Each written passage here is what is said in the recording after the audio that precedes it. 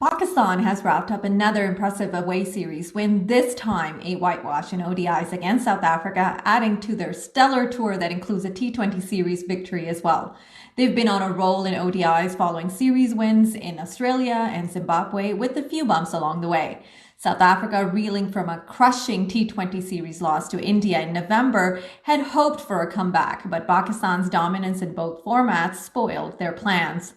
Pakistan young stars are rising, and there's a lot to be optimistic about ahead of the Champions Trophy. Saim Ayub's thrilling centuries, Salman Ali Agha's all-round brilliance, Kamran Ghulam's sensational innings in the second ODI, spinners cementing their places, and BABAR-RIZWAN and Shaheen Shah's return to form were major highlights and a reason to celebrate for the Pakistani cricket fans. Let's break it down. Saim Ayub is simply unstoppable at the moment and continues to shine, showing resilience after his selfless near century in the T20 and now 2 centuries in the ODIs. Although he struggled a bit against PAK in the second ODI, his form is undeniable. He is giving real returns for all the faith management put in him, giving him chances this year. The key difference between Saim Ayub and the rest in the camp is that he is not just scoring runs, but absorbing pressure for the team without impacting his strike rate or the team's run rate. This has been evident in the T20s and now in the ODIs as well. He forces the opposition to rethink their plans, change their bowlers and fielding positions because of his range of shots on both sides of the wicket. He has full control over his sensational no-look shots and all his variations. Another point worth mentioning is his response when asked about his satisfaction with his batting performance. He said that he would be happy if the team wins, highlighting his team-first mentality. I can't wait to see how he will do against other oppositions, especially against India in the Champions Trophy. Who knows, we might see another Salman Butt versus India-like innings. I cannot wait. There is nothing but praise for Salman Ali Agha. He has proven why he is a fantastic ODI player, shining with both bat and ball. His sublime form is evident with that thrilling back-of-the-bat reverse scoop shot in the third ODI. More often than not, he's found batting with the tail-enders, but what's truly remarkable is his ability to stay focused on his own innings while also guiding his partner.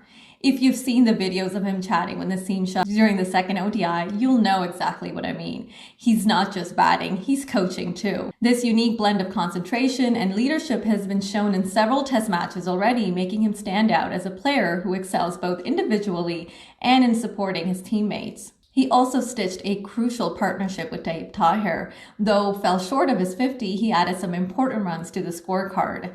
He seems like a good candidate for a future leadership role. His generosity in giving his Player of the Match award to Saim Ayub is just another example of his humble character.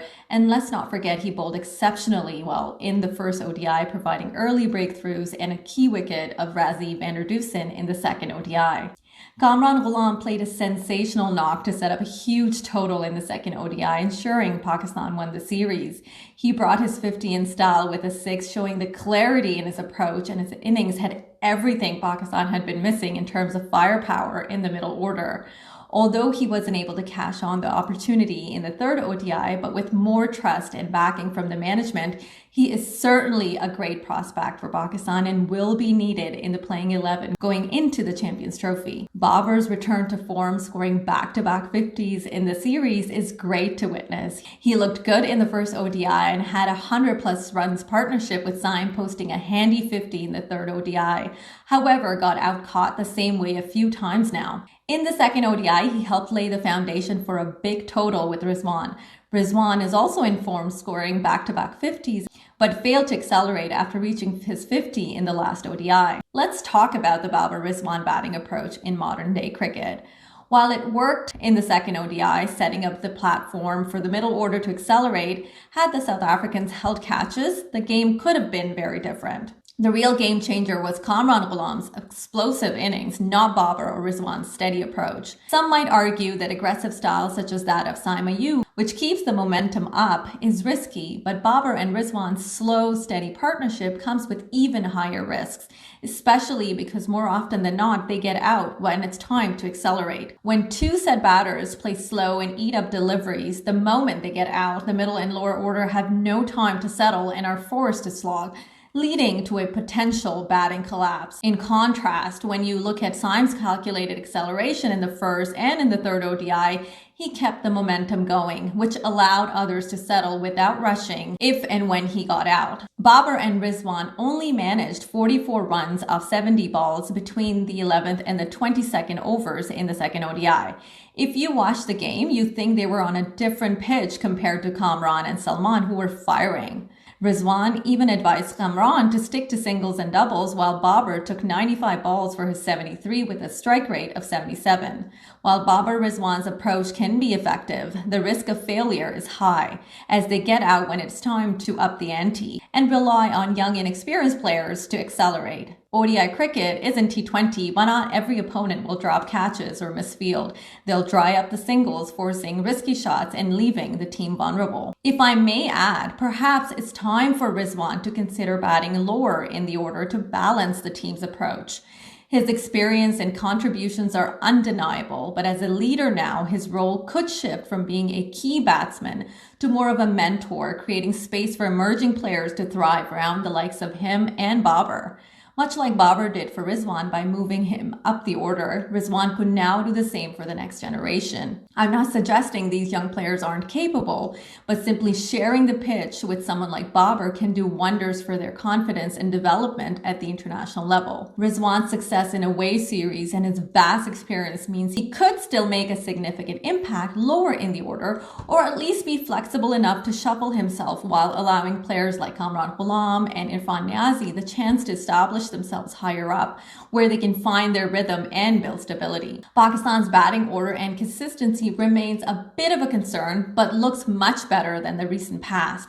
Although I'm not against his inclusion, Abdullah Shafiq has been given numerous opportunities, while players like Hasibullah and Saibzada Farhan, who weren't even selected for the tour, could have been given more chances. With Fakhar Zaman's return in the equation, the balance could shift further.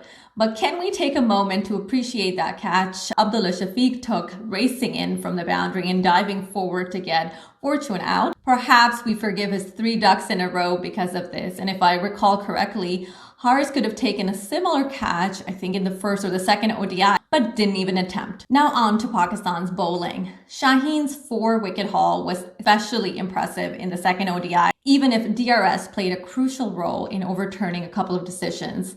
This was probably the best we have seen him bowl in a long time. And did anyone catch that mysterious 5-ball over from Shaheen in the 38th over? It seems the umpires had a brief chat, but the over was still called off early.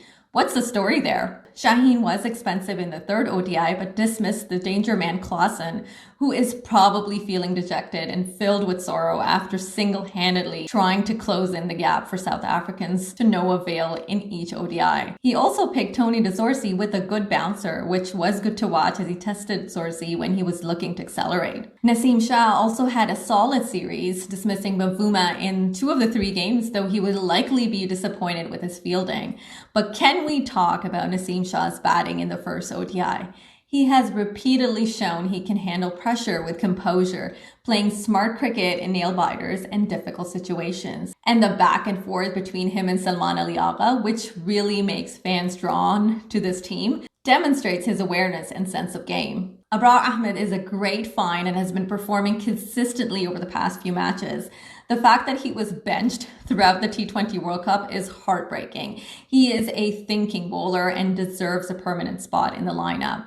It was good to see Sufyan Muqim getting a chance to play the third ODI, as it would have been disheartening if he had gone home bench just because of that one bad T20 turnout.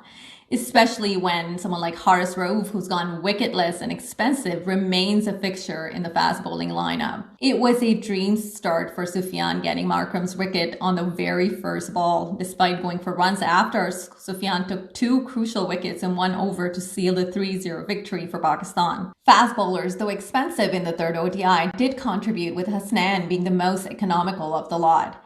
And let's not forget the player of the series, Saim Ayub. His performances haven't been limited to the bat. He took catches in the field and even bowled brilliantly, taking a wicket for 34 runs and a maiden in his allotted 10 overs in the final ODI. What can this guy not do? Some critics might point to the absence of key South African players, but they still had a solid lineup.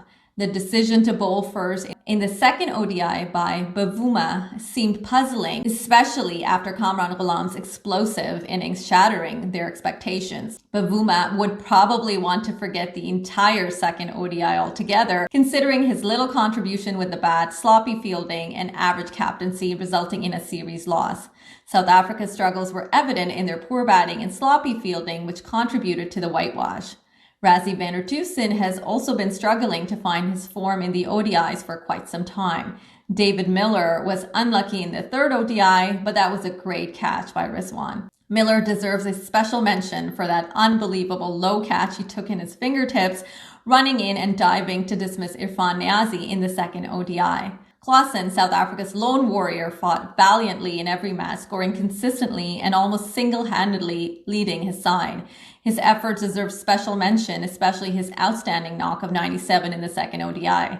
He did have help from Naseem and Rizwan throwing him lifelines, but the way he was playing, had someone stuck around on the other end, he would have been able to lead South Africa over the line in the third. He was remarkable in the entire series, and his outing speaks for his class and continuous form.